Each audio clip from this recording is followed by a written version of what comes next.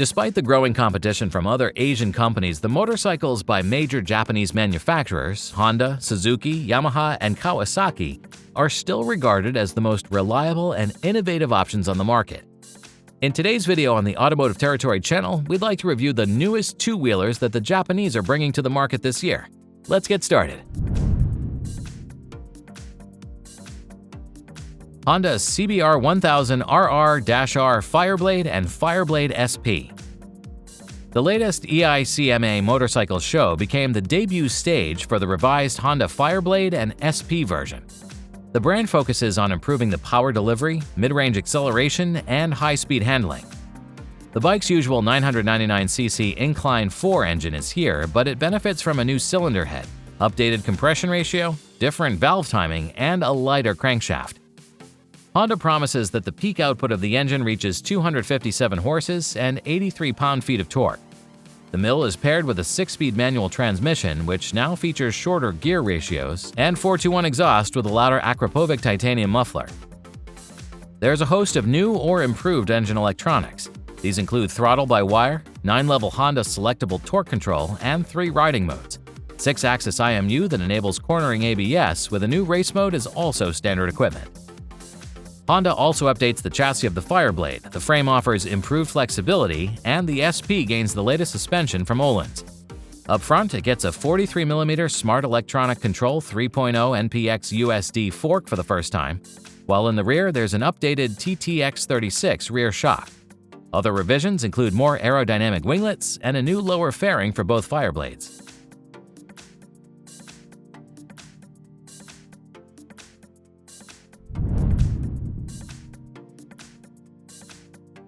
Honda NX500. This year, Honda's entry-level adventure bike changed its name to the NX500. The model also gets a fresh look, including a new headlight, a taller windscreen, more prominent fairings, and a modern taillight profile. Another notable improvement is the introduction of lighter alloy wheels, measuring 19 inches up front and 17 inches at the rear. There's also an all-new 5-inch TFT console with Bluetooth connectivity that replaces the long outdated unit of the CB500X.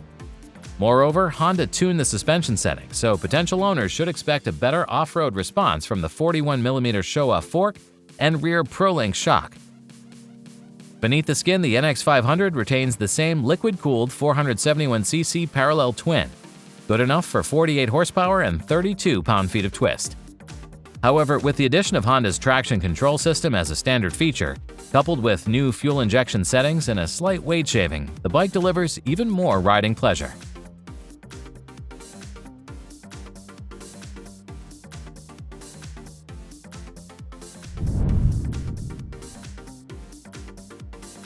Kawasaki Eliminator 500. This is a new A2-friendly urban cruiser that inherits the sporty Eliminator name and draws inspiration from the Ninja 400. The latter fact is quite noticeable from the all-new trellis-type chassis, where the swing arm connects directly to the engine, saving weight and improving stability. It also contributes to the overall sleek silhouette and low design, complemented by the horizontal lines of the body parts. The new Eliminator 500 rolls on an 18-inch front and a 16-inch rear wheel, and has a standard seat height of just 29 inches, though the latter can be adjusted higher or even lower. For the asking price, you also get full LED lighting and an LCD display. The new bike is powered by the Ninja-derived 451cc twin-cylinder, expected to deliver 45 horsepower and 32 pound-feet of twist. Kawasaki will also offer the Eliminator 500 in an SE trim, which adds special graphics, a headlight fairing, rubber fork boots, a USB-C port on the handlebar, and an exclusive seat.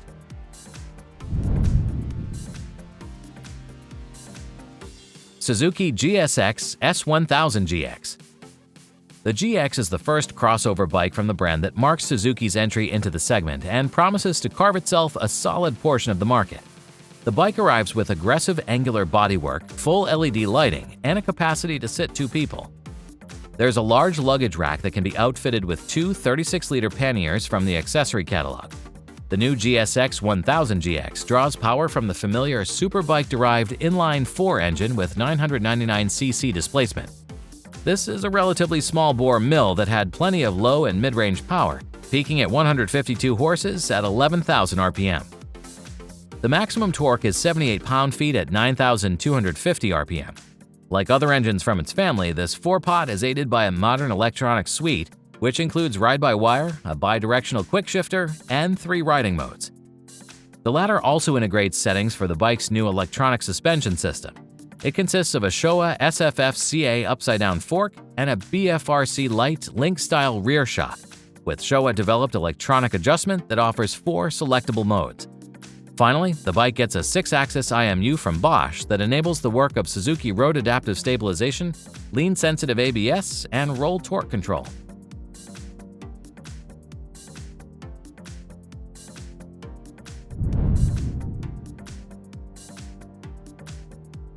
Kawasaki Ninja ZX4R and ZX4RR.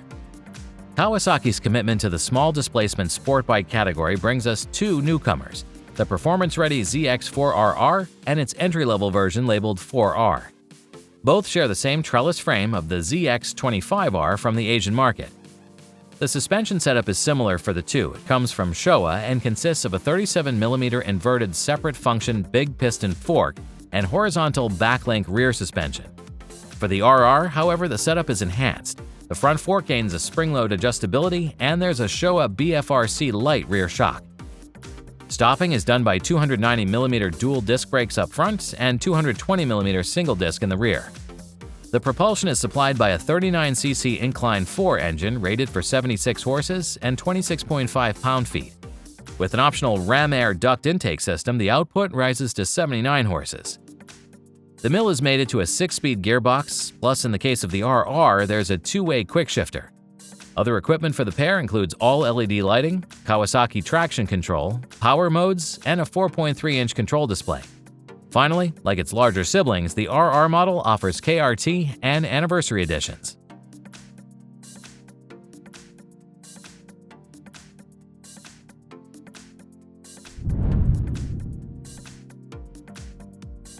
Yamaha Tenere 700 Explore and Extreme.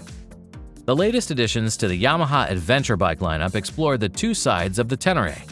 The Tenere Explore focuses on making the model more accessible for riders and more comfortable for everyday trips.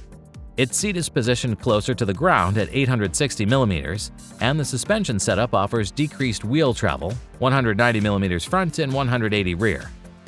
The setup consists of 43mm KYB forks and a remotely adjustable rear shock, also KYB. In addition, the Explorer gets a larger windshield, optional side cases, and a new quick shifter system.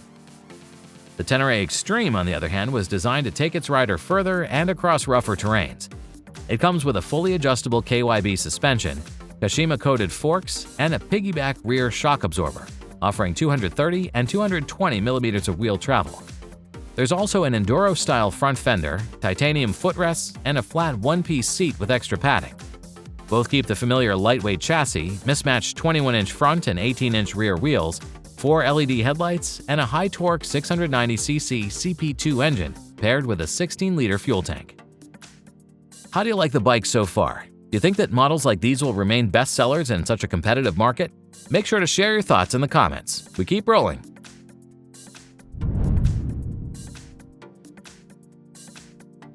Suzuki V-Strom 800 RE. The 800DE came in as the ultimate middleweight adventure bike with the highest clearance and longest suspension travel of any V-Strom. But Suzuki understands that many riders would rarely venture off-road, so naturally this platform is used to create one more modification of the 800 with street riding and highway touring aspirations. The 800 RE uses the same steel frame and parallel twin 776cc motor. The bodywork is very similar, plus the model also gets Suzuki Intelligent Ride System electronics package, 5-inch TFT screen, 3 riding modes, quick shifter, and traction control. But the similarities end here. The Suzuki V-Strom 800 RE has a more forward-leaning position, alloy mismatched wheels of 19 and 17 inches, road-friendly tubeless Dunlop tires, and a much shorter suspension travel of 6 inches. This bike offers extra wind protection with a wider and taller 3-way manually adjustable screen. Finally, the RE offers distinct color selections, including 3 options in blue, gray-green, or black, and there are various plastic luggage choices, in contrast to the aluminum luggage featured in the Tour model.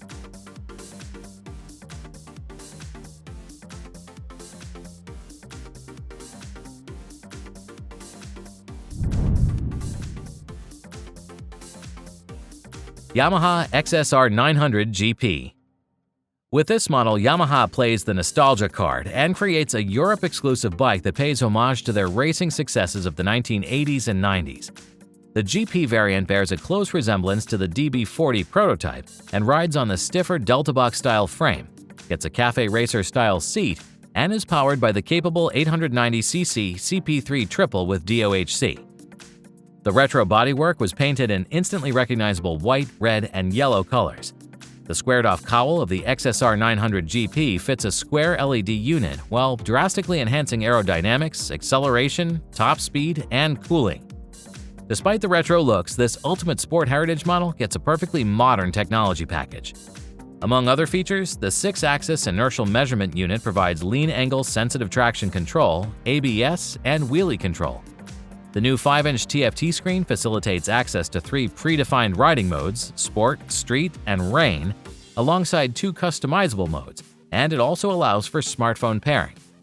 Standard features comprise cruise control, an assist and slipper clutch, and Yamaha's 3rd-generation 2-way quick shifter.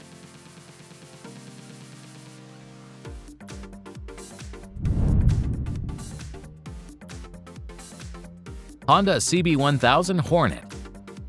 5 years after its return to the market, Honda's flagship retro naked CB1000R will likely be discontinued once again. Its niche will be taken by a newcomer that abandons the cafe racer styling in favor of a pure street fighter guise to challenge the MT family from Yamaha and the like. The Honda CB1000 Hornet puts to work a detuned version of the Fireblade superbike engine that will make over 150 horsepower and more than 74 pound-feet of torque, with exact numbers still being unknown. Instead of CB1000's old steel frame, the Hornet gets a twin-spar backbone suspended with a dual-sided swing arm, Showa monoshock, Pro-Link rising linkage, and fully customizable 41mm Showa SFF BP upside-down front forks. The braking system with a dual-channel ABS is retained from the previous model, incorporating dual 310mm floating discs with radially mounted 4-piston calipers from Nissan at the front and a single 256mm disc at the rear. Extra agility was given to the bike through the installation of a 180/55 rear tire, and you'll get a standard 5-inch TFT dash, LED lighting, and 3 riding modes. Kawasaki Ninja 7 Hybrid and Kawasaki Z7 Hybrid. Strong hybrids are no strangers to the car segment, but among motorcycles, Ninja 7 and Z7 become the first mass-produced models. These electrified bikes are built on the Ninja and Z400-inspired steel trellis frame with a battery pack located underneath the seat. With a wheelbase of 60 inches and a curb weight of 500 pounds, the duo will be on the heavier side of the spectrum among middleweight sports bikes. The best of both worlds technology means that a 451cc internal combustion parallel twin was borrowed from the Eliminator and paired with a liquid-cooled permanent magnet synchronous electric traction motor. These two can work separately or by multiplying each other's capabilities. At the top of RPM and with the e-boost activated, this mill has the claimed power output of 68.5 horsepower and 44.6 pound-feet of torque. The Ninja 7 and Z7 hybrids are rated for 7 miles of all-electric range and 200+ miles of highway cruising. But due to efficient regenerative braking, these numbers can go even higher. To tame the new tech, extra weight, and added power, the 7 hybrids employ a 6-speed automatic manual transmission, 2-piston brake calipers front and rear on 300 and 250mm discs, beefier suspension springs, all-LED lighting, and an informative 4.3-inch TFT dashboard.